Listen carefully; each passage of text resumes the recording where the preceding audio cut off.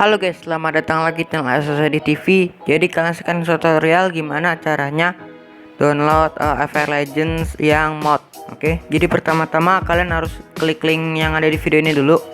Nah, baru kalian masuk ke web browser kayak gini, tampilan seperti ini. Kalian download di sebelah sini dan kalian pilih akun kalian. Kita buka ininya, kita pilih akunnya. Dan kita pilih pemasangan paket dan kita tunggu sampai installnya ataupun downloadnya selesai cuy. Oke, jadi setelah downloadnya selesai nanti akan seperti ini.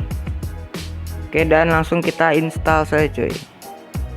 Ini tanpa password, tanpa apa sama sekali. Kalian langsung download dan install, langsung mainin, bisa cuy.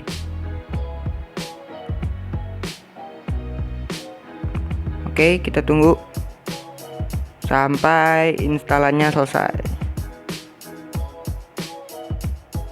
Oke, jadi instalannya sudah selesai dan langsung kita masuk ke gamenya coy.